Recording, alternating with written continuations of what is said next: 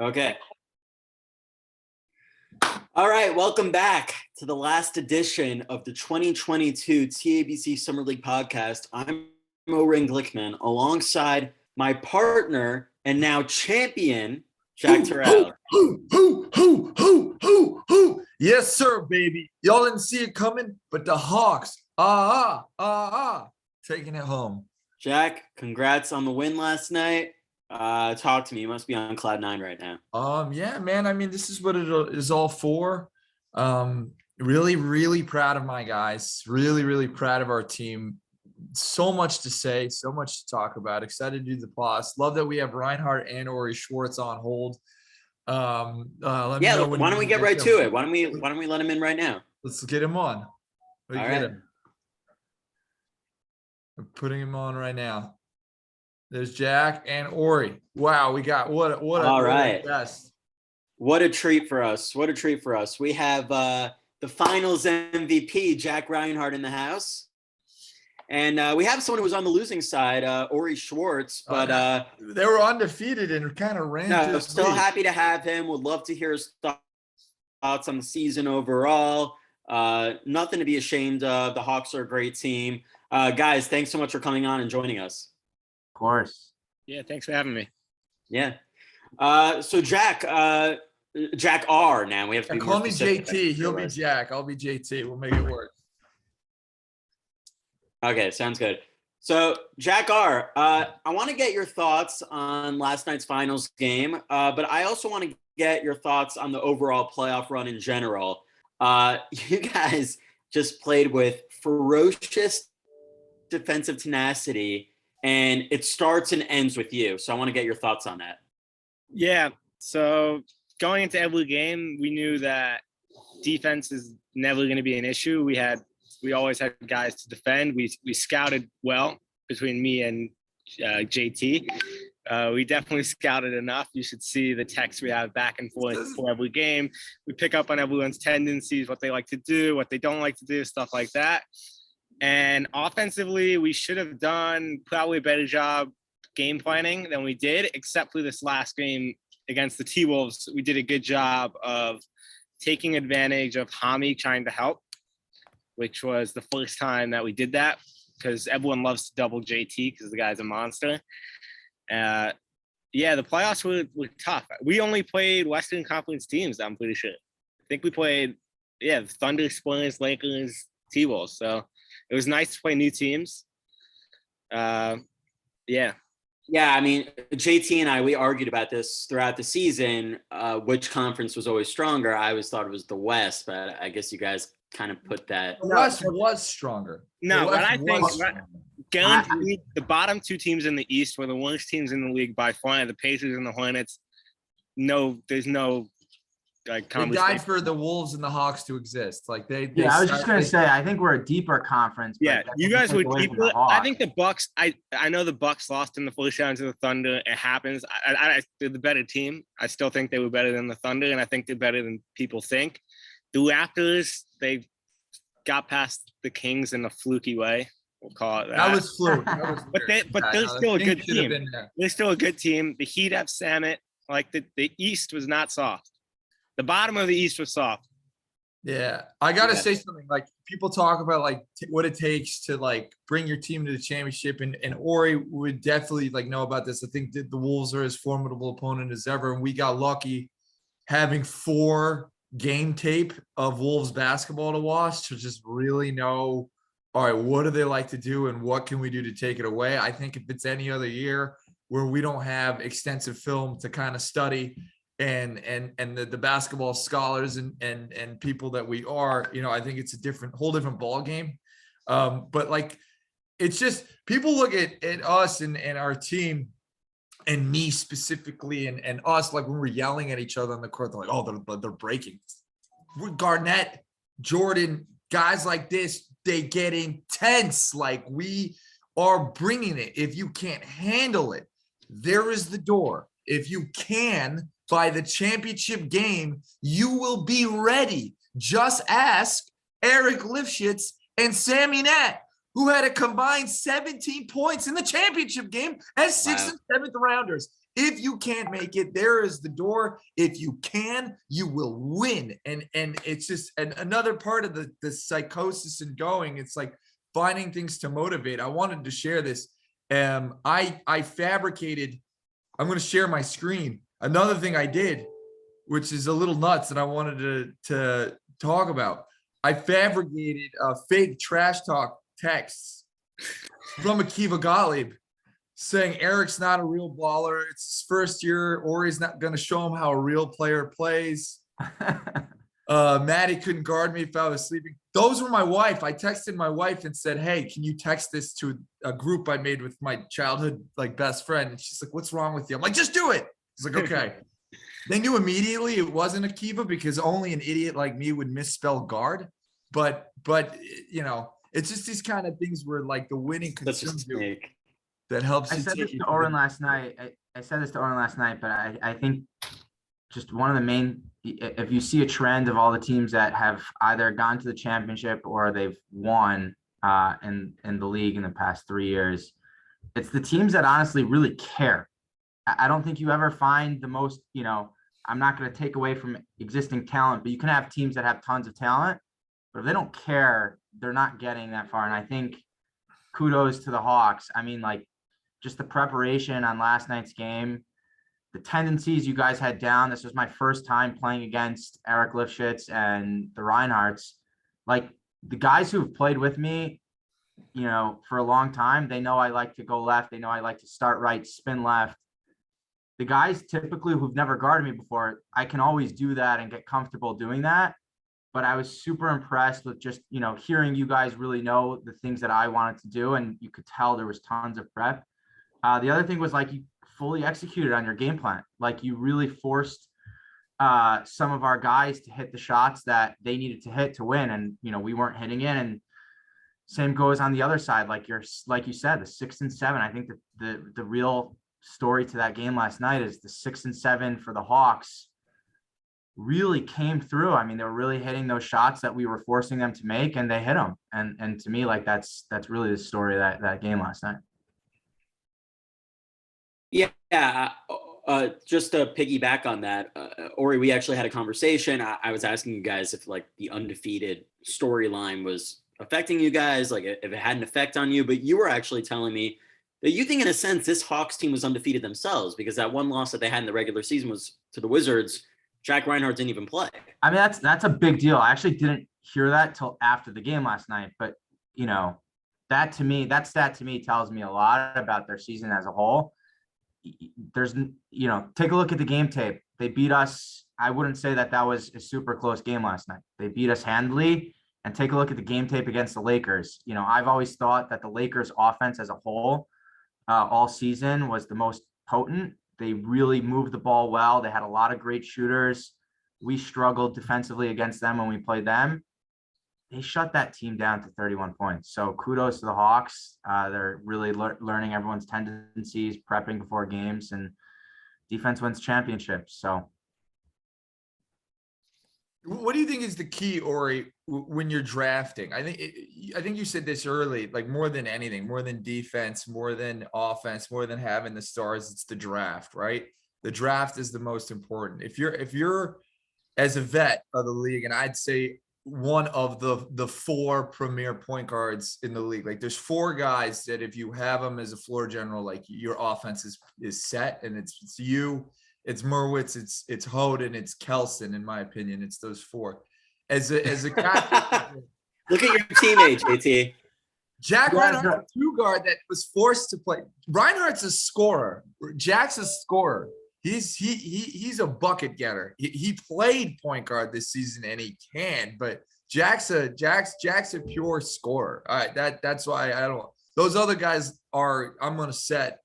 He played that way this season, and I'll put him in, and Jack Reinhardt. But if you do take him, he wants to score. MVP of last night's game needs no defense. He's great. And he's the defensive player of the year. I'm just saying, I'm showing respect to my elders. Jack's a little younger, so I could give him a little crap. What do you think is like the key when you're drafting? I mean, I said this last night. I think you could definitely lose the league on draft night. you don't win the league on draft night, but you could lose, and you could really make some big mistakes.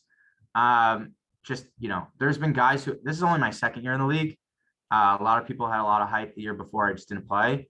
From what I've seen, I said this 5 minutes ago, but you need to have someone that cares. So if there's anybody that won't show up, that doesn't look at a WhatsApp chat because it's kind of like, oh, it's pickup ball. You could go find, pickup ball anywhere in TNAC. Like, people are playing this league because it's really fun and you care, and you need to know that beforehand. So if someone's trying to play a little pickup and, paying, 200 or whatever it costs to do that, they're not your guy. And then I think you also really need to think on the defensive side, because clearly defense has been winning championships. Yes, you need to put the ball in the hoop, but if you're finding guys that can score 10 to 15 a game, but they're absolute defensive liabilities, it's not going to help your team really win, So if you're thinking that way, you typically will have, more of a successful draft. And like I said, you're not winning the league on the draft, but you're not going to lose it if you think that way. If you think the opposite way, I do think that there's been teams who have not thought of the defensive side and have made mistakes because of guys that either didn't show up or, people are, everyone's getting older here. No one's in high school anymore, but I don't know if you've seen, people are taking charges, people are diving for balls. They're leaving it on the floor. There's, we're not too old yet. So like, guys who are just trying to get a little exercise, they're not the right guys for this league. Right. Good point. Ori, if you had to do it all over again, do you think you guys would still plant Akiva Gottlieb on JT? That's a good question that came up. First off, like, what was your game plan first, and then you can answer that. So we wanted to front you, and we wanted to have Hami help side. And again, that game plan requires your 5th and 6th guys to really make shots. I mean, Eric Lifshitz hit his first 3 of the season last night. When that ball went in, I'm just like, wow, you got to give it to him. So the game plan was to front. I was a little nervous that maybe Akiva would get a little gassed because it takes a lot of work to front a big man all game. I think no matter what, we like the other option. Hami likes to be a good help defender, and he's an incredible defensive rebounder. His game is not really one-on-one defense. And so I think the other option was really maybe me fronting Jack with help side. Do I think that changes so much? No. I mean, Akiva has, Akiva was the right I think choice. He did a great job last night also. And I think Akiva has carried us on the defensive. He had that big game against Salmon on the offensive side, but yeah, you can't lose track of Akiva's defense all year. I mean, look at how he played defense against Justin Hode. He's always been guarding the other team's one. Do something. I don't think that really changes significantly the outcome of the game, depending on that type of. I mean, I don't think we had a guy on our team who was able to match up one-on-one with Jack without anybody at least giving him a look on the other side of the court. Right. No, I definitely hear it, but I guess a part of me still sees it as an apples and orange comparison because Hode and Samet, that's guard focused, and Jack Terrell, 100%. I love you. You're a great ball player. No, by the way, JT and I played together in Zion, and I think he thought he was a point guard that season because he does like to take the ball up, and he does like to attack from the top. So if you have some big guy that can't move, JT's going to drive right and spin left every time, and that's an easy bucket for him too. So I wouldn't say that a true big is the best defensive matchup on Jack. Right. Yeah, I hear it, and I don't think anyone can judge Hami at all last night because he kept you guys. He gave you guys lifeline after lifeline. Yeah, 100%. I mean, his shooting capabilities and his scoring capabilities were really. He was the MVP of the West. He showed it. I think, like, going in, that kid can score. We really thought, like, okay, we know what Ori wants to do. We're gonna take that away. We know what Gottlieb wants to do. We're gonna take that away, and we feel comfortable with the guys we have matched up with them. And even and with him, we said, we know what he wants to do. We're going to take it away, but we know he has size. We know he's but we're going to just try to take away everything we can from him and put our defensive player of the year on him. And Jack R did a tremendous job guarding him. Tremendous, as he done to everyone all season. You could ask Ellie Littner who the hardest guy to score on is, and he'll repeat it's Jack Reinhardt. But Hami kept this. I mean, he was getting good looks. Not to take away. I told Jack at the end of the game, I love his defense. Hami was getting like these 6-footer looks that are tough, contested, and he puts them in. You know, they roll in with front rim. That's his game. You know, even if you play great defense on him, you know, unless you're blocking him, if he gets that look where he's going left and it's a 6 to 8 footer, he puts those shots and it's super impressive.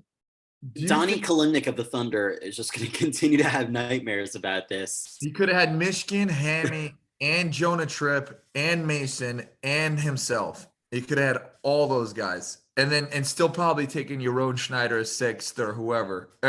Like I said, you know, you can't win the league in draft night, but you could lose it. You could set a ceiling. For sure. I got one question to Ori, and then maybe we'll send it to Jack R also, get him involved here. He's standing here. As the finals MVP, not getting asked anything. I hear you. I feel is the pain.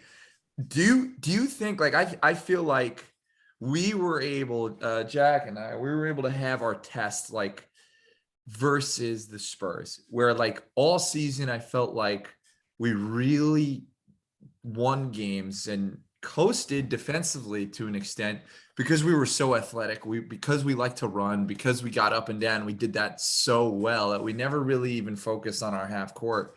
And we're like, yeah, whatever, we'll go ISO, we'll figure it out. We'll be fine. And we never really focused on just playing. We played good defense, but never like, let's take their souls out, D. And that, I think that all changed for us in the Spurs game, in a game that we were expected to win by 15, where we almost lose. We go down by 1 in overtime, having blown a 10-point lead, and luckily pull that out. That for us, I'm going to say, was a setter on our, all right, this is what we need to improve on. We need to have sets to go to in the half court, and we need to bring it defensively from the start and withhold these punches. Or on the flip, I feel like your playoff schedule was relatively easy. You had Salmon. He's not easy, but their defenders they had Rami on a Gottlieb, Rami's 5'10", and he's older guy, right, in his 30s. He's older than Gottlieb. You know, you were Moshe Shapiro instead of, Mark Shapiro. Not that old. Yeah, Rami and Not that old. Rami and Gottlieb are the same age. Oh, my bad. Rami's gonna kill me. Yeah. Rami's shorter than Gottlieb is the point I'm making. You had the Heat, but I see what you're saying. They had still, the Raptors even though it was only in the 6 third round, points, and the Pacers, the worst team. I think you're making a good point. They cruised for the most part against Zevi It Salmon. was a long time, and something about the Spurs game is that we had not played a tough team in a while. We had Hornets, Pacers, Nuggets, then Spurs, almost lose. Do you think, having that many games where you guys are just rolling over inferior opponents, did you think that had an effect going into? I'll say 2 things. First off, I think, like I said, going back to the conferences, I think our conference, you really could get battle tested there. So I didn't feel that we weren't battle tested throughout the season. Like playing against the Kings with their full squad. Gosh, I woke up the next day and couldn't move. Yeah. Playing the Lakers, I felt, in a close game against them to end the season. Hey, that's a good team in the league that we beat. That's, again, battle tested. There's one stat, though, that we actually kept bringing up within our team that I was nervous about, which was we never trailed any team throughout the entire season and playoffs by more than 5 points. We never trailed by more than 5 points the entire season. And I was nervous, was there going to be, and you could see, some teams in the league, they go down 10, they go down 15, the banter, screaming at each other, the timeouts. How are you going to, we never had that. And I was nervous, we were expecting a punch from you guys last night, to start the game. How are we going to react if that Oren, you've seen every one of our games. It went down almost the same way every single time, which was close game first half. We make a run at some point in the second half, and typically we're in control. Maybe the Kings game and Lakers were a little bit different, but that was every single game this season. Including I was nervous, like what happens if we go down 12? What happens if we go down 15 against, which happened last night? It happens to be we stuck together. We were trying to, but we never were really required to make such a big adjustment in our game.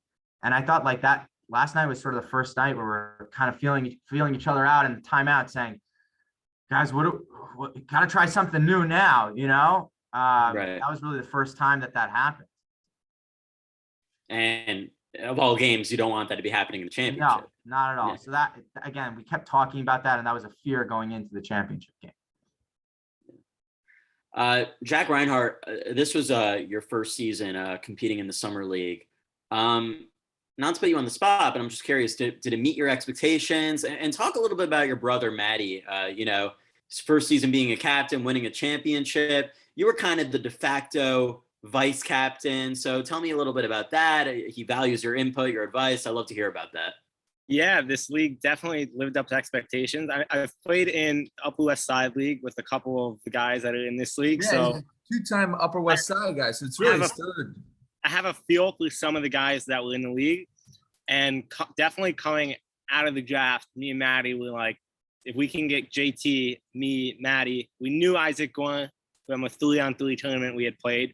We're like, these are 4 guys that can give you 15 to 20 on any given night. That's pretty dangerous. We were pretty confident in ourselves after the draft. I do agree that you can't win it. You can't win the league after the draft, but you could definitely lose it. And we felt confident after the draft. The competition in this league is amazing. Every team has guys that can give you trouble, and they really make you work. And Maddie, it's just so much fun to play with him. We're interchangeable on D. We always say it's funny. Like if you want to set a pick, like last night, if Hami and Gottlieb wanted to set a pick, like we'll just switch it like this. We're like the same guy on defense. We love it. I love being able to play with him. Happy for him that he won the bracket. He's got free entry next year. Always fun to play with your brother. Yeah, I will say last night we benefited from we've had a couple of halftime deficits in the first round. We're losing to the Nuggets. We've been down double digits in the second half before. I was shocked that you guys didn't change anything on D because it wasn't working. That was my only. I just thought eventually you would try Hami on Jack because we were attacking him when he was in the paint. He was just trying. With the max. We did with I wish Steinmetz did with the max. It's like you have the one player that isn't necessarily the shooter, the Zucker type, which is the tough rumble non-shooter in Lifshitz. And when Hammy was doubling, we just had him set a screen for Jack. So now he's going downhill with no guy on him. Even if Hammy's rotates, Jack could go 1-2, lay in. But just to reiterate on that, I think we were spread out defensively, honestly. And going back to that Gore pick that you just mentioned, I mean, what a pick! Like, that guy, requires a top 3 defender on. I mean, he's knocked down. So you can't take eyes off of him. So again, going back to like what we were talking about on adjustments on D, like we actually started out the game one way on Gore and we needed to adjust there. And that created, again, continuous liabilities on other players. So again, we thought about maybe switching with JT and just different ideas, but I don't think that significantly. I think we had other holes in other areas. And again, just going back to Hawks 5 and 6 got, their 5th and 6th and 7th guys' ability to make shots last night. Huge. Sammy Knack going into the lane and finishing a nice layup. That's ginormous. 7th round pick. Unbelievable. Yep. Getting value at each pick is really important. I'm always for. I've only drafted once in the Young Israel West Side League, and I want, even if like I have the 8th pick in the draft, I'm like thinking, and I'm sure Maddie was thinking also, like, what am I going to get? I have to get something. So either it's someone 6'2", who I was like, all right, maybe he could be a shot blocker, or it's someone who's 45. You're like, all right, he's not going to show up. So that's at least one less guy that I have to worry about rotating in. Or in the 7th, can he shoot? Can he drive? Can he defend? Like, is there one thing? The biggest thing with those picks is you want guys that know the limitations and don't go outside of it. If they can do certain things, Right. do it. Don't do Really anything good you point. can't do. It's a really good point. 100%. I think that's why Jacob Wedgel and Sammy Katz were good role players on my Lakers team, for example. 100%. Yeah. Yeah, I'm still entertaining offers for all the teams want to draft me this year. Still in high demand. What can I say? You know, I think everyone's hit the nail on the head here. The Hawks are just a group of winners. Like, they're just ferocious. The way they fight on every play. Definitely deserving winners. It was just a wild playoffs in general. I mean, I'm still proud of the team that Isaac Merwis and I assembled together. No regrets. I'm sure everyone can agree here. I still can't process the Thunder upset over the Bucks. I can't remember the last time we had that crazy of an upset. I predicted that. I've got some texts with some buddies saying that my boy Mason is going to come through. So that wasn't a surprise to me. Wow. Wow. Oh yeah, yes, sir. Mace came down. That was a big game. The playoffs were a lot of fun. This whole league is a lot of fun. The podcast is a lot of fun. People getting involved made it a lot of fun. Just kind of back on last night and going to Jack, what do you think that made it? What do you think that made it? What were some of your thoughts on our adjustments? Like, last night was what was the key to last night was the first game. Like, I scored 16 points is my season low, and you're scoring. You come on in the second half. Like, last night we all played as a team. It felt like. And what do you think? Like, it was the first game where every player contributed. What was it that was the night that had happened? What was the key? Well, it was the first. It all starts with defense. It truly always does. We were able to get balls and get going, get rebounds, get steals, take it and go. And then in the half court, it was the first time that we actually executed in terms of, if you were posting up and Hami wanted to go double, we were putting Hami in a pick and roll on the other side of the court. So that way we could quickly swing it and get you in the post without a double, or Hami's not up on the pick, I'm going to attack it. Goran and Maddie were able to get looks off. We crashed the glass well. I mean, Lifshitz and Nat is just, you can't say enough about what they did last night. And Nat all season, honestly. Nat all season taking off the basket. Lifshitz is the king of, like, he is the cream of the crop of, maybe he was, I don't know what round he went in, 5th or 6th, whatever. But he knows what he can do. He knows what he can't do. He's not going to go outside of that. He's a lockdown defender. I mean, think about how valuable that is. You took a guy in the 6th round that guarded a 1 or 2 on someone else's team. He guarded Kelson in round 2, Polyev in round 1, Merwitz in round 3, and Ori in round 4. And we got him in the 5th round. It's crazy. That's ginormous. Yeah. It was the first game that JT did not take a 3. He was in the post all night long. I injured my leg. I can't even walk. Oh, that was also something else I wanted to say. Like, in terms of adjustments, like, I was very worried. What I didn't want the Wolves to do was, I don't know if you noticed that I was injured. I can't walk today. I took a big dead leg by Hammy. I tried to take I don't know what I was trying to do.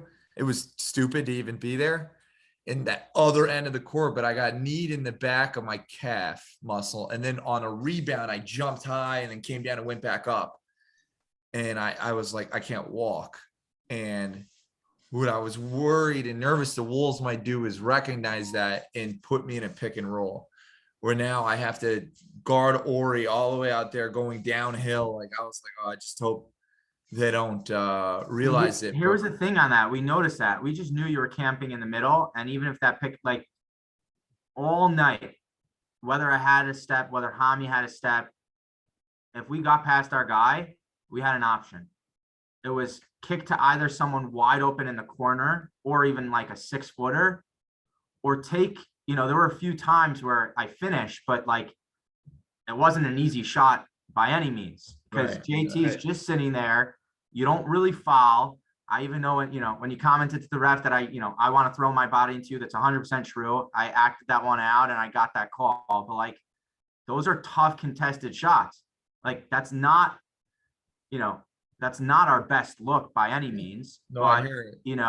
So even if we put you in the pick and roll, you're just camping in the lane, and it was really, to kick out to maybe a fourth or fifth might have been the best shot options, but we weren't hitting them. You think Benheim and Pinchot? What difference does that make? I said at the end of the About game, that, he all the doesn't guys, really- everyone make a promise. We're all warriors. We're all teammates. Not one person says outside of this conversation that if we had our guys, we would have won, because we don't do that. Because if someone came to us and said, Right. "Oh, if I had my guy," you give credit to the other team for beating you in the ship. Right. I do think the game potentially would change, but you guys were the better five last night. And you got to give you credit. But Ori, it goes back to what you and I talked about last night, and it goes back to what you talked about in the beginning of this show, the care factor. The playoff dates are out months in advance. You got to see right away. And I think a policy maybe should be in the future. If a player knows that he's not going to be around for the playoffs, be upfront about it in the beginning, and then you're not going to get a spot in this league. Yeah, honestly, if there's one thing I would change on my drafting, not to say, by the way, our draft picks with Charlie and Rami, at least for the regular season, were just incredible. No, can't take that away. With Eric Lifshitz guarding a 1 or a 2, like Charlie made some incredible defensive plays against top players in the league in like the last 20 seconds of the game. Rami was a 60% 3-point shooter when he was open. But I would look at, if there's an asterisk by a player saying I'm out for the playoffs, that's meaningful, especially if it's a guy you're going to rely on. You want to have people show up, and playoff attendance is 10 times more important than regular season attendance, especially with the whole subs drama. So, so I actually want to do a fun exercise with you guys, if you don't mind. Jack and I wanted to go through one by one with each team and say if their season was a success, players a standout. Are you guys down for that? Yeah. Ooh, I just hope not to get any hate from my buddies. You will. I'm gonna stay political. It's a lot of fun. Don't be political. If you can't be honest, don't take in part. I got a lot of heat from Blumenthal, who I was friends with prior to doing the podcast, and now we're mortal enemies. I'm a big respect guy with a lot of people's ball games. I went into there's never a team that I thought like, oh, they suck. If you go into any of these TABC games thinking the team sucks, you're gonna lose. Do you want to do this, or do you want to do a redraft, Oren? We can do both. Or either. I don't want to take their time. I have to run in a bit, but I like one of these exercises. Okay. A redraft seems like it could take a while. Yeah. Redraft would take a while. Why don't we do the grades? Let's do this. I'll go one by one. I got the teams right here. So we got the Blazers, 6th seed out of the West, led by Jordan Hode, upset the number 3 Wizards in the first round, gave the Lakers quite a fight when they were down by 21 with under 12 minutes left.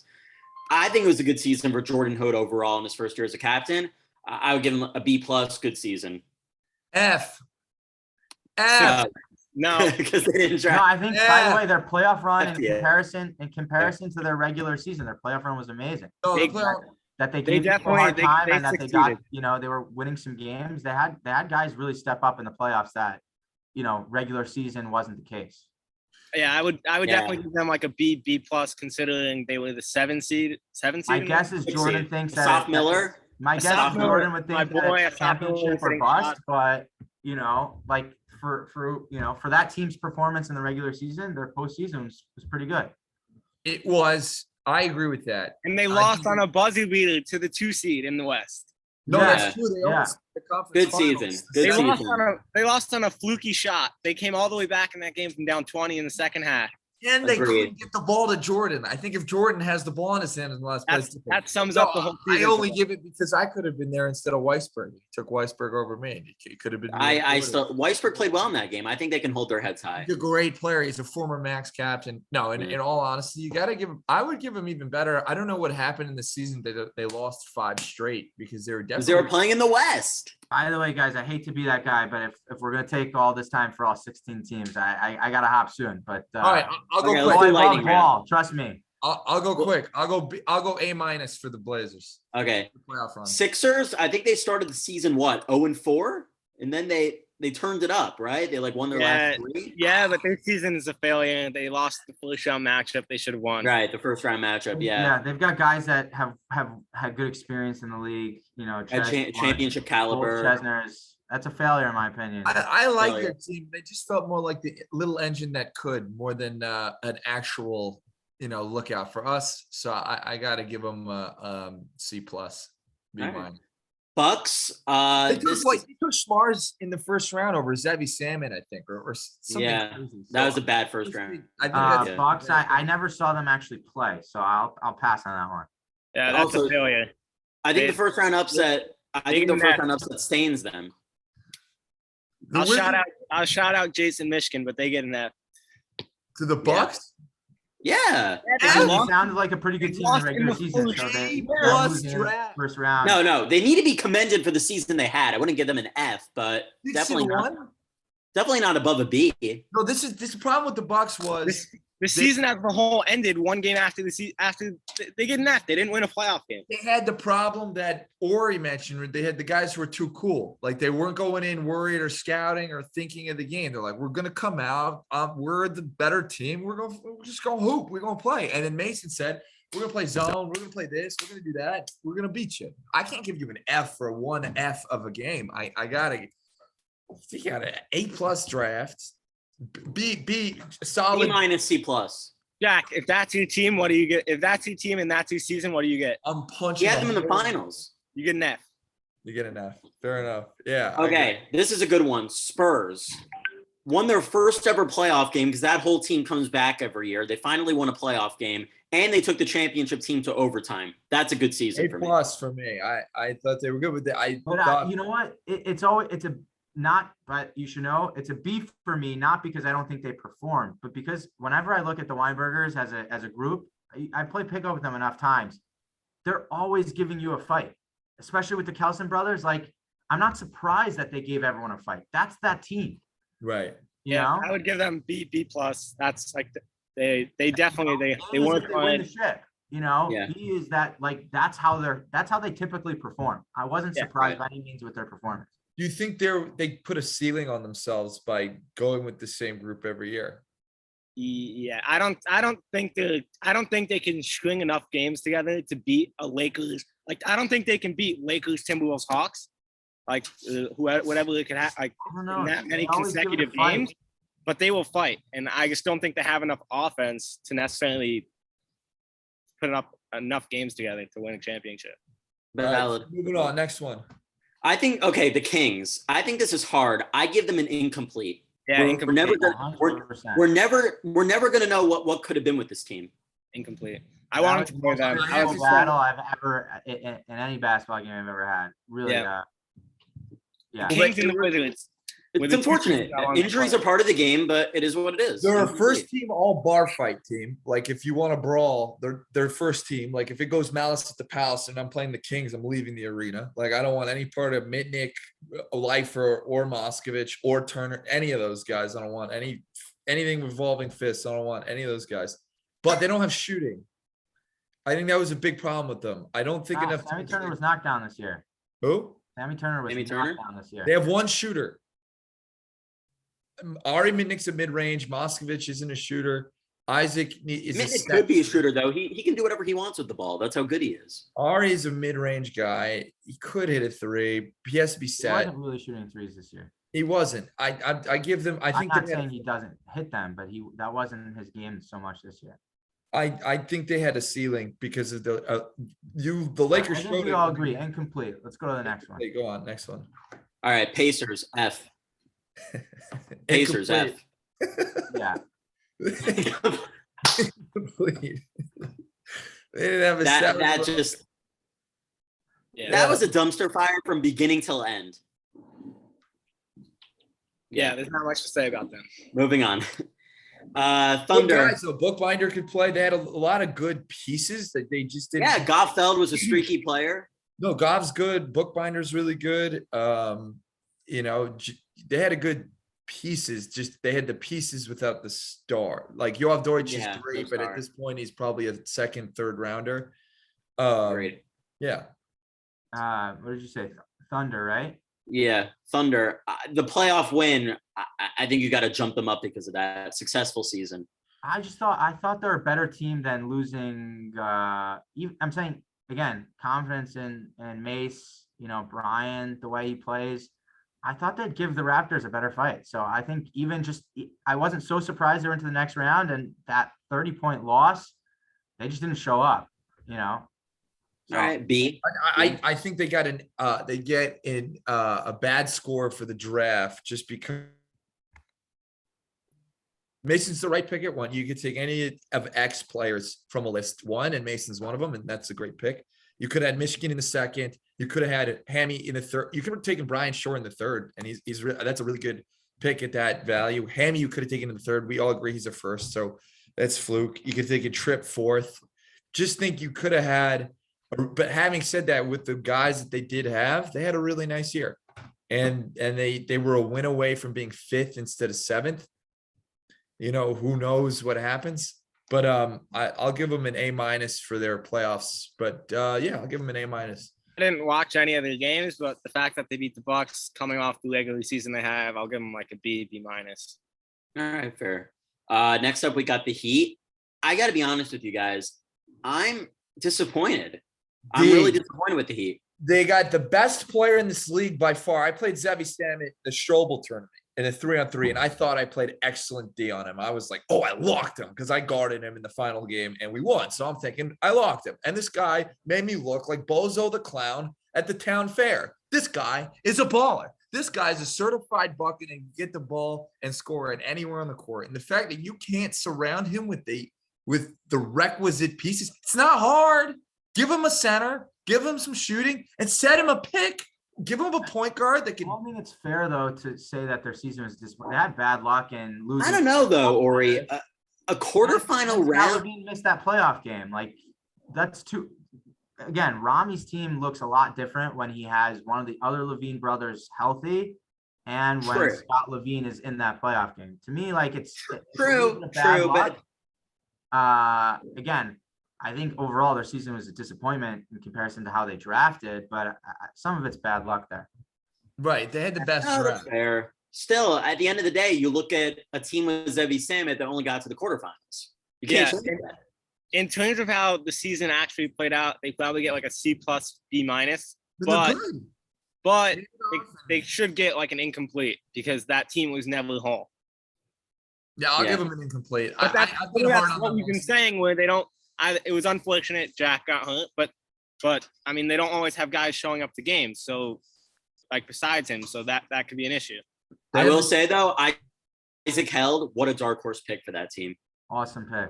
Yeah. No, they had good and Davidoff or Held, whoever that shooter was on that team, could shoot, and Rami's great, and they had a great team. So like to see them struggle against the Grizzlies, who had one player who could score without. Who could score on his own. It's just shocking to me. And I've been tough on him all year. And it's nothing against Rami's probably the best captain. Out just 3 championships, basic know-how, real smarts. I just, with that much talent. Looking back on it, it's so enticing to take the Levine package, Levine Davidoff, because they only went there. But I think Lamy maybe should have helped out Zevi by, instead of taking shooters, like just purely shooters, take guys that are more interchangeable with Zevi on the defensive end and guys that can just handle the ball a little bit more so he doesn't have to be dog tired at the end of the game because he's doing too much. Right. Like you don't need knockdown shooters. You need guys that can hit shots. They can't not be able to shoot, and they have to be able to help him out on the other end because he's going to be working incredibly hard. Scott's basically another Zevi. and you didn't need two of them. I mean, he's worse. We're all worse than Zevi, but yeah, it's same kind of player. Like Zevi having to go into who do you go into Kiva Gottlieb in your game or Hami? No, Hami Alexander. Yeah, like Zevi shouldn't have to go into Hami. Like they should have someone else doing that so he could not take defense off, but he needs to bleed on the defensive end for what he's doing on offense. Next up, we got the most hated team in the league, the Raptors. A-, solid A. They took the same team they had last year, and he missed out on having me, who was his center last year. He took Benny, who's a real good sub. Does a lot of the same things I do, and he improved it. He added a point guard in Joe Klein, and he needed it, and he added requisite pieces in Rob Halpert and Valor and Avinat. They went to the conference finals, dude. They went to the conference finals. You can't hate on them. They went all the way there. No, they had a good one. They made it. A-, good team. They built well. They have guys that can defend and switch easily. Like Benny Tuckman can go 1 through 5, which is huge in this league. Halpert can go 1 through 5 also if need be. Like he can switch on to a 5 for a couple seconds until they can. Hard for me to give that team a good grade, unless I really see them play against a full Kings team. So, I don't know what that game looks like if Ari Minnick and Sammy Turner are there. I don't think they win, but I think it's just a completely different game. Yeah. I think Kings took him tight without Ari Minnick and Sammy Turner, so that already tells you a lot. Yeah. All right. The Nuggets. I think it's safe to say Dan Palayoff invested a lot in the Gutman, Gartenberg formula, and it failed completely. F. I'll tell you what, I just think it's a weird mix. If I played with Gutman or if I played with Gartenberg, even though I'm a big, I think it would work better just because those two guys have 1 year. Gutman would slow it down. Gartenberg would speed it up, and you're mixing water and oil. So you have to be able to either slow it down and feed one or speed it up and get to another one. Weird mix. Didn't work out. I'll give them a D- because they gave us a fight in the first half of that playoff game. Yeah, they beat you for a half. Yeah, they were up 2. Yeah. Gutman hit that crazy buzzer beater. A good player. This is a tricky. They weren't well constructed. This is a tricky one for me. The Grizzlies. They had some ups and downs throughout the year. A+ with Yoel Schreier.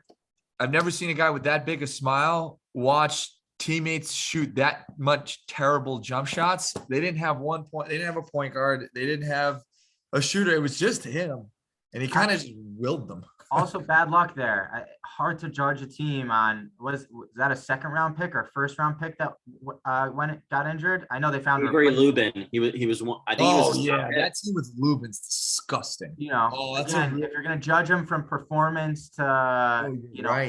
No, Rami drafted well. Jacob Levy and I even said Rami Polinsky had a good draft night. Avery Lubin. Again, bad luck there. Second year in a row, it's happened to Rami Polinsky, by the way. Last year, too, I think it's he got Zevi instead of Johnny, so, I mean, that's not so bad. I didn't watch the game. Rami probably needs to do some more background checks on who he's picking, Yeah, he needs to check out the physical, I never got to see them play, but before I listened to the podcast, I had them beating the Heat, but when I found out Kleinhaus wasn't playing, I switched it because I thought that was the fact. I thought Kleinhaus would have done a solid job on Zevi. They still almost pulled it off. They just didn't milk enough clock. Yeah. I'll give him a B+. You playing without Lubin. Who replaced Lubin? Salo Shulman. He was okay, but he's not an Avery Lubin. So good. You guys, if you haven't seen him, I played against him in 2 seasons around the other league. North Shore star, right? He's so good. He would be in that point guard list. Good. In this first team, easy. He's so good. He's very good. He's like he's like if Ori right-handed, but like with Michigan's athleticism, like just fast, a little shorter than Ori. Oh, he's so good. He's a really good player. That's a bummer. Yeah. All right, Ori, we're almost done. So hang in there. We got the Hornets. To quote Jack Terrell said last week, the Hornets were the worst constructed team in the history of TABC Summer League basketball. Am I right? Do I have that quote right, Jack?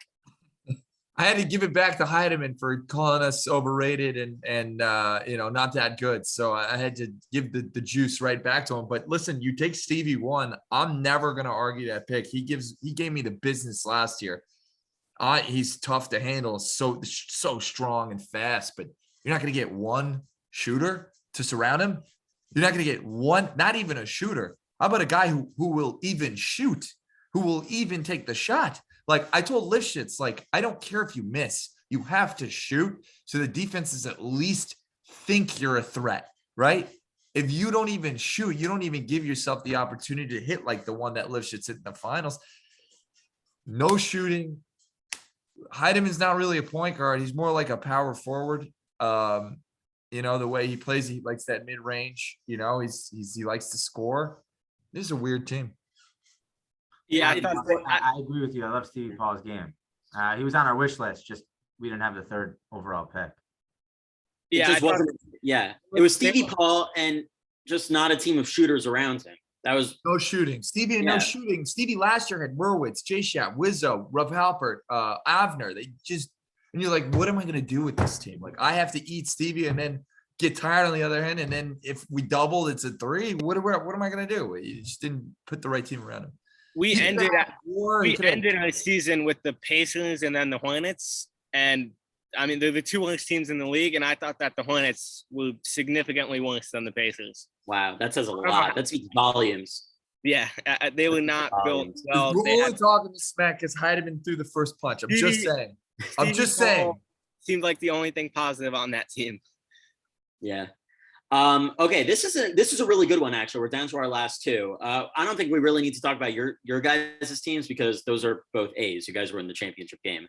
The Wizards. So for me, they're an A team up until week 6. That's when it all went downhill for them. They were honestly, I hope Bari listens to this. It's an F for me, and it's out of respect of Bari. Wow. Bari knows how to draft. And he knows how to play playoff basketball, and he's proven that in the past. I really thought that, again, he builds teams to go far. He knows how to win in the playoffs. Honestly, Bari losing in the first round, no matter what, he knows how to draft. So, and he knows what it takes to win. He picks defensive guys. He picks guys that I think typically mold well together. I'm surprised. I wasn't surprised when they were performing well at the beginning of the season. Shocked to hear them fall apart at the end, and then even more shocked to hear that they lost in the first round. Bari knows that I have tons of respect for how he plays ball and how he drafts and how he leads. So a first round exit for me is an F for Bari. Wow. Yeah. I'll agree with that. So the first, what were they, 6-0, 5-0? They were 5-0. They beat you guys in the battle of the undefeated. Yeah, they beat us. I didn't play. That was the last game they won. It's a win. Whatever. I don't know who else they played. They probably played the Pacers and the Hornets, which are 3 wins. So that's another 2 games. And all season long on this podcast, JT comes on and talks about smart teams, the Timberwolves, the Hawks, us, the Spoilers. To lose to a 2-3 zone 4 weeks, 3 weeks in a row? 3 weeks in a row. It's just so pathetic. I didn't even know that. A 2-3 zone. How can you lose to a 2-3? You have Wisocki who shoots, D2 shoots. Like, why is Bully not playing the high post? You have Mitnick. Like, a 2-3. You lose to a 7th grade 2-3 zone. You're cheating 7th graders. It's true. I'm like, okay, that's just. Look, I didn't see it that way until now. It's kind of surprising. Ori mentioned this. It's a stat to utilize here. Both Schefter and Burry, finalists last year, one and done in the first round. So I guess you got to give. We would occasionally, the Hawks, we would occasionally play a zone, a 1-3-1, and we would only do it when we're like, okay, this team has no idea really what they're doing out there. 1-3-1, by the way. Love that. Let's just confuse them. Yeah, I have a question on that. Has anyone won the league playing a zone? Meaning not the 1-3-1. I think that was just to create, creative throw. Yeah, no, that was just.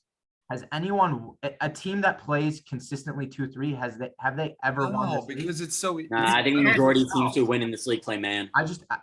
Again, going back to draft day, if you're walking into game 1 thinking that you're going to need to play zone, game over.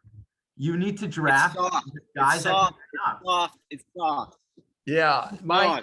I have to agree with Jack here. It's a point I put hard. I'm shocked. Burry's one of the smartest players in the league in terms of basketball IQ, and he's related to the smartest player I've ever played with or against or watched. And Gabe Lifer is his cousin. He has that ism that Gabe has. It's must run in the gene. I'm really shocked that he wasn't able to resolve the simple 2-3 with the shooters that he had. Aronoff could shoot.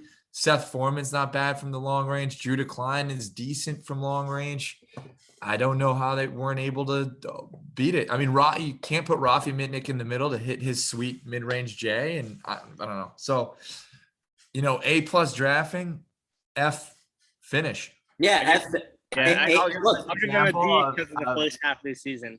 a perfect example of like, in terms of performance of a league, it's defense, but it's also like chemistry, right? Every single team that wins has real chemistry. If you guys can't blend together, if there's blending issues or there's stuff going on in the background, Not gonna work.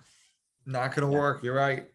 honestly, I still don't even know what happened with them. Like they were riding high. Oh, he just said it. Blending issues. I was told there was some stuff in the background. I didn't get the details. That was in their locker room. Not in yours. I think it was Saul on the court. I mean, that's a confirmation of what we were probably seeing. They didn't swing the ball that well. Certain guys wouldn't throw it to certain guys. You could watch the tape. It's there. It's there. Yeah, blending was weird with that team. Yeah, I actually wasn't so high on them after draft night, and I guess the reservations I had about them were confirmed true in the playoffs. Weren't too high on us either, though. Was I not?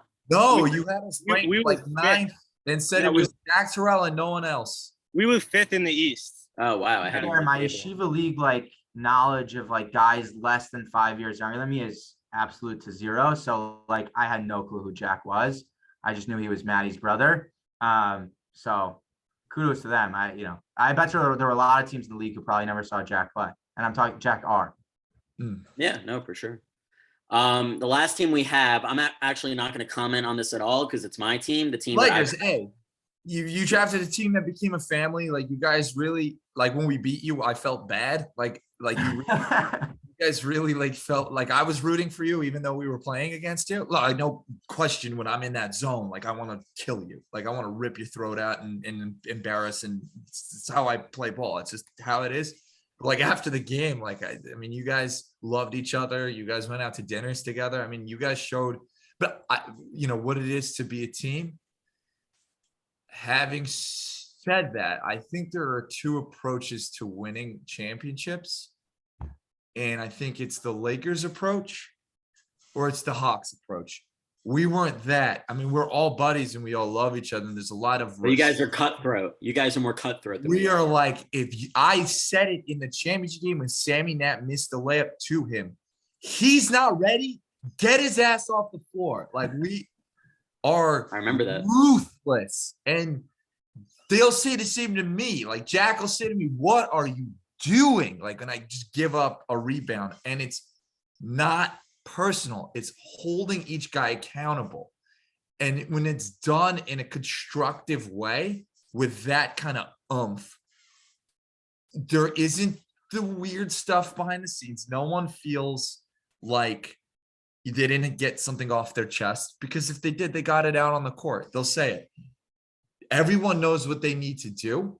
We will say after a game, oh, my bad, dude. Oh, my bad. I'm all, because, sometimes when you yell at guys, they get oh, my bad. No, not that. Not your bad. Go into the gym tomorrow, shoot 100 threes, go to the gym tomorrow, do some mic-ins, make your layup. Come game day, they make their layups. You make your shot, you make the thing. I hit the gym, do this. And there's two ways of doing it. It's the Jordan and the Magic, right? The Garnett or the Duncan. There's two kind of ways. I think the Lakers are one way. I think your guys' problem, you guys did the Duncan way, Steph way perfectly, and was really a family and a team that loved each other. I just think you took a team that lacked on paper talent and extended that as far as you could. You didn't have a guy who could guard me. Blumenthal's in great shape. He's really tough. He's the best he can, but I'm 4 inches taller and have a little bit of know-how of I'm going to bait him to go this way and get him on this and put him on this shoulder. You know, he's a great player but you know, we were able to take him. So A plus for me. I think if Johnny Ullman gets a post game or if you have another scorer, I think it's a different story. But that's my take with you. I don't know that team. I don't think there's any regrets on draft day for that team. That's No, for sure. of course I not. think from a performance standpoint, I mean, performed well all year. Ran into a Hawks team that, you know, punched them in the face in the first 10 minutes. I mean, they scored 4 points in the first 12 minutes of that game. I was shocked. I mean, for such a well-constructed offense. So maybe there's some disappointment there on just, you know, how they performed in that game. But again, give credit to Hawks defense. I don't know. I love the way that team was constructed. They also, you gotta give kudos to that chemistry. That was a big reason for how they performed. Yeah, I don't know if it's not an A minus, it's a B plus, but it's not anything less than that, you know? Yeah, I would give them an A also. I agree that they definitely went like the family, like they were you could tell like they all like were picking each other up. They were all like nice. They were all very nice to each other, which is what JT is saying. Like they referred to Isaac Merwis as their Rebbe. That's what I heard. He still is. That makes sense. Isaac's Isaac. He's amazing. Nolan's a bucket. I don't think they had like enough dog in them defensively either. Like they were a little soft. Like they didn't have. I mean, Blumenthal was strong down low with JT, but he's a little short. But the other guys, I mean, Isaac's gonna fight, but the other guys, like, you need a little more like dog in them. You need the other guys. Yeah, missing some defensive oomph. Like physical, like they need a physical, like. It's not going to be like we may seem soft, but we can get physical if we need to. And it just seemed like they didn't have that. Yeah, look, it was sad the way it ended, but I'm proud of the team that Isaac and I assembled together. No regrets. I'd do it all over again. Great. You guys were a great team. Yeah, we were a great team. Ori, I want to thank you so much for coming on. We're really grateful to you. It was great having you on. You're a great asset to this league. I just want to point out to our viewers how unique this league is. Ori and I are the same age, and we were in YU the same time, and we just didn't know each other until this league. So it's amazing the type of friendships you can forge way later, past college, even, you know, beginning with this summer league. So thank you so much. Yeah, no, that's a knock on me, by the way. I guess I was a Cy Sims kid that never went to class and only played, you know, I was a gym rat and just played pickup ball all day. But I love this league. I think what you guys have done just on and off the court, you know, all the different improvements, it's a lot of fun. It gives us just that little ounce of competition that everyone's still yearning for from high school. It's great for everyone. Everyone's into it. Really impressed. Love this podcast thing. I'm not going to lie. I do watch it even when I'm not on it. So really kudos to you guys. Thank you. I appreciate it. Congrats to the Hawks on a great season. Shout out to my boys on the T-Wolves. Great season. Love you guys. Yeah, thank you. All right. Ori Schwartz, ladies and gentlemen. Jack Attack, if you can stay on for a few minutes, we'll wrap it up with you. And all right. Now I'm with now there's only 2 out of 3 champions here on this podcast. Let's go. Now we go a little bit more personal. Guys, is your WhatsApp group still intact? Are you still on a relationship talking basis? Tell me about that. With who? Yeah, no, it was definitely popping off last night. Okay. It blew up last night. So you get to see the family come out. You know, the cutthroatness is through the season, but you really get the enjoyment of the fruits of the labor when you win the title.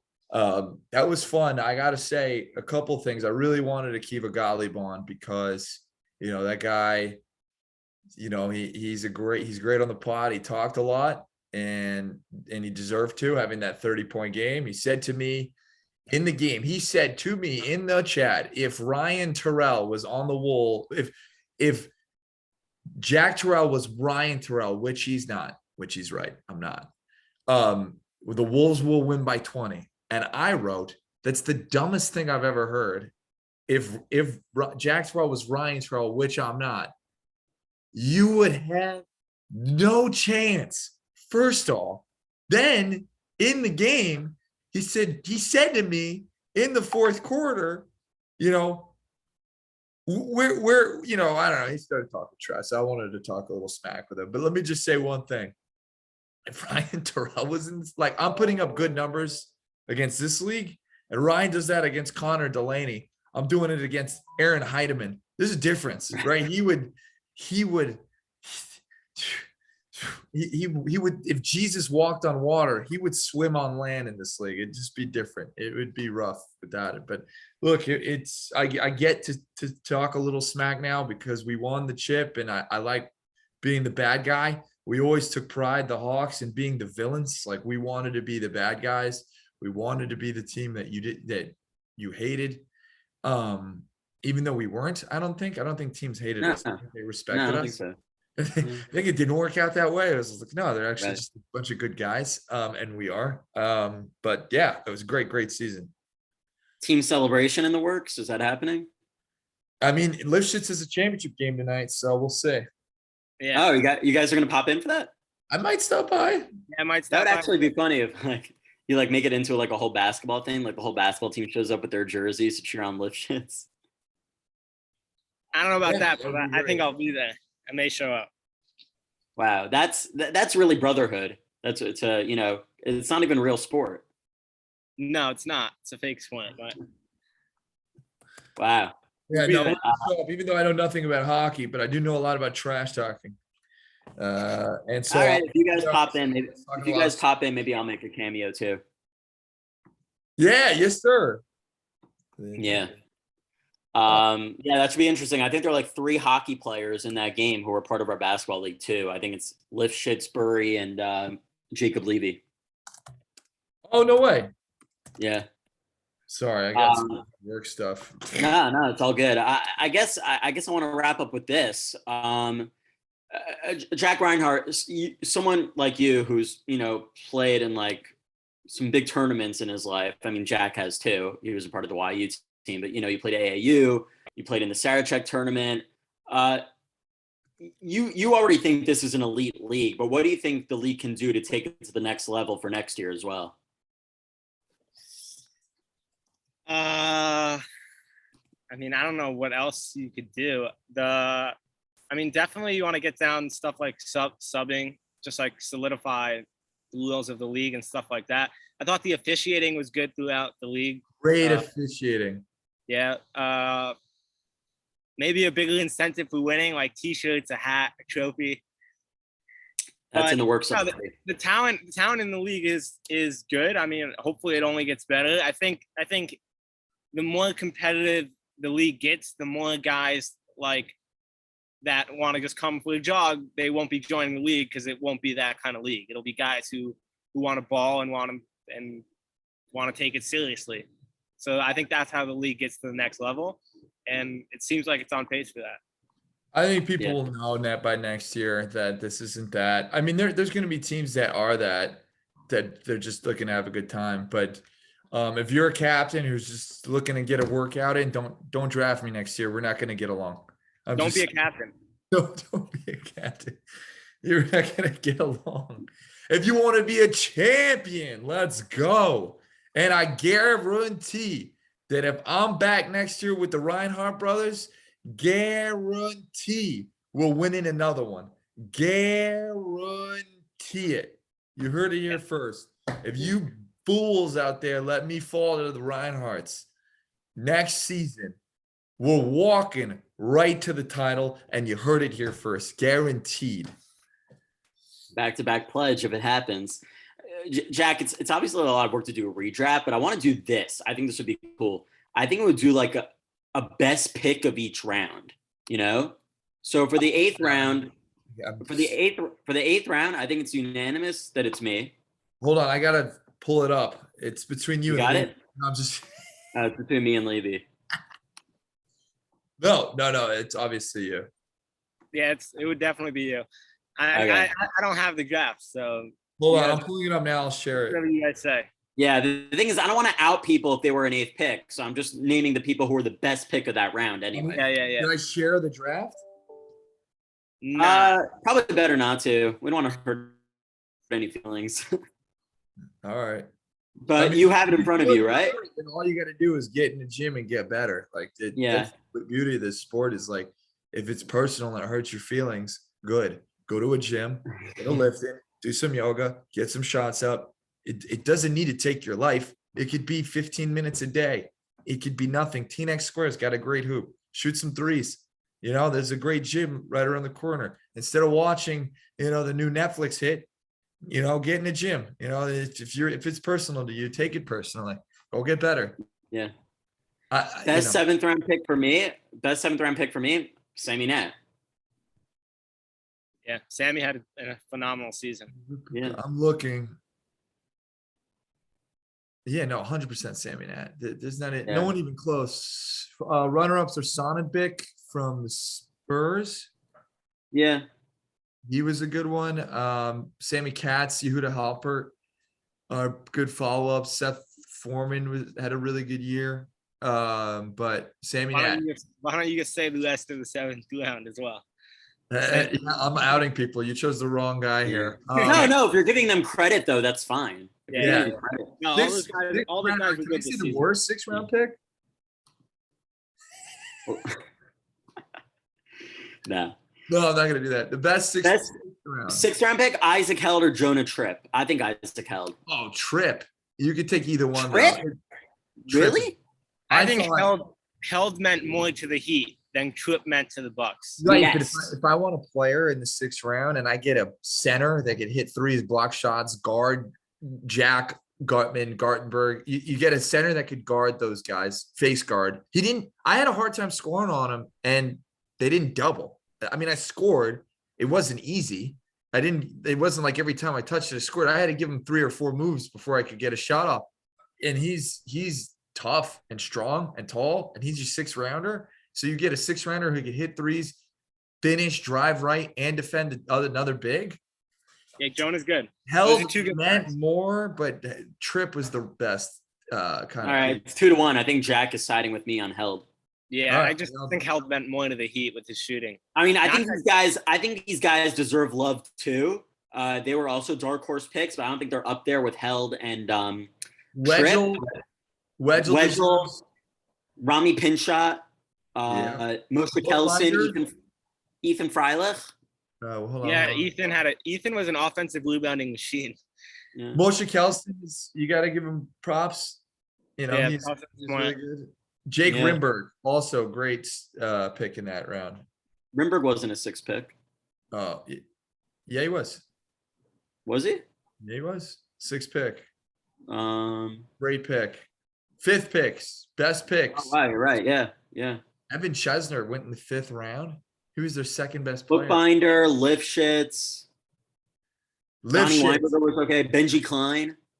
I mean, I'm gonna go with Lifshitz. I'm going Lifshitz. He said Ben Dime also went in the 5th? Is that what? Yaron Schneider too. Well, Scott Levine was the most talented 5th round pick. But he was part of that triple pick. Like he had to go with David. I love how the commissioner tried to cheat and put, the best team on his team. The other commissioner, this one. And it backfired completely.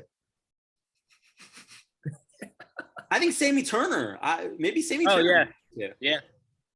I'm taking a look. Sammy Turner's the best 5th pick for me. I mean, I'm still gonna go with Lifshitz. Sammy Turner had a hell of a season. Yeah. Sammy Turner was the best, was the third most important player on his team, and he went in the 5th round. I'm taking Evan Chesner. I thought he was their 2nd best player in that. They also had the big who was the big man? The 60s had a big man with Josh Litwin. Litwin's pretty important to them. And Shmaliahu. Oh, Schmarzy. Yeah. He's a bad boy. Okay, fourth pick. This is when it gets interesting. I think it's between Asaf Miller and Isaac Gore. I love both those guys. I love them both. But you also have Adam Dietz, Kleinhaus, Joe Rosen. Joe Rosen's going to move up next year. 4th round is deep. That's a deep fourth round. Those are You all could go good with any of those guys. You could go Those are all Rosen, good Dietz. players. It's really easy. It's not Miller. They didn't go far enough. It's I give it to Gore. Asaf. I give it to Asaf. Asaf hit like 5 threes in that playoff game. Okay. Who would you give it to, Jack? JT, who would you give it to? Adam Dietz? I'm going Isaac Gore. I'm going with my boy. But other than Gore, I'm going with Gore. He scored 73 points on me in a YU intramural game, and You got to mix it up, though. You got to mix it up, though. You can't. If I'm not taking my guy, I'm taking Dietz. I think Dietz. Yes, if I'm not taking my guy there, I'm gonna go Dietz as well. I thought he was the most consistent player for the Wizards when I saw them play. Other than Wizzo. No, I thought he was more consistent. Joe Rosen deserves a shout out, though. Oh, Joe Rosen, obviously, but we also he did some great games. He did some great games. Third round, it has to be unanimous at Tommy. Yeah. Unless you want to get Michigan a close second. I'll shout out Maddie. Maddie's Moskovich, Wizzo. Halper went in the third round too. Aurier, but it's Hammy. Hammy had the best season. It's a really good third round. But it's a really good third round, man. Look at this. You had Michigan, Moscow. The third and fourth round, those are a bunch of good players. Halpert, Gartenberg, Josh Klein, Maddie. Wizzo. I said Wizzo. It's really good, but Hammy's the MVP. Took his team to the finals, had a great finals game, and Tammy Alexander's the best of the third round. Yeah. Second round, it's obviously you, JT.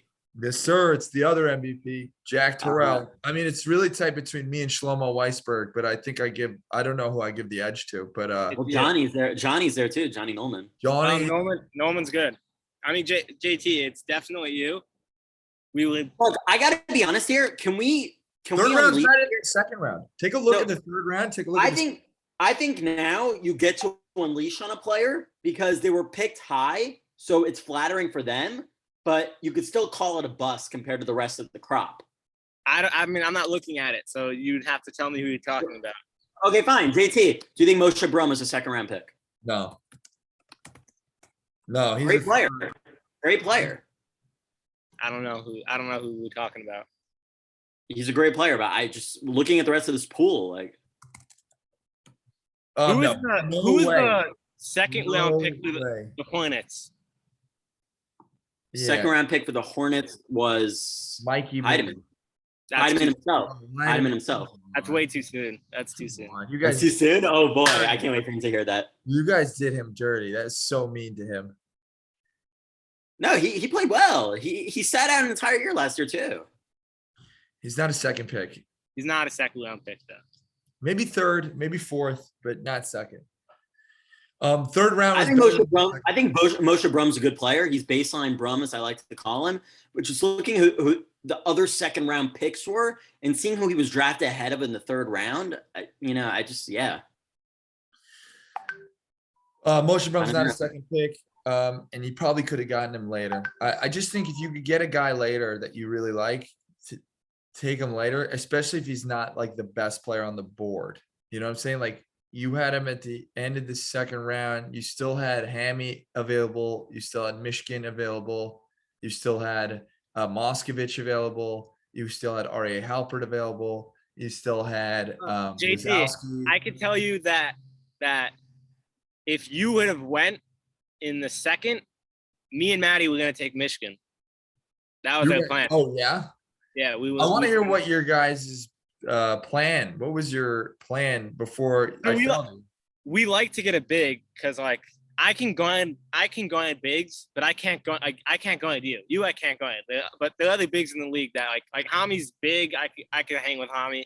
I can hang with like Blumenthal if he's gonna play big. Like I can go it up, and Maddie can also. But as soon as we saw you were there, we're like, that's a steal, and it's ridiculous that you're still there. And then if not, we were gonna take Michigan, and then good luck guiding us. Like a lot of too quick. Wow. And then the best first pick, Zevi Samit. He should have went one. Is Burry a second round pick? No, not anymore. I like him. He's smart. He plays. You've named a couple of guys that I think would be a fifth guy on our team. Yeah.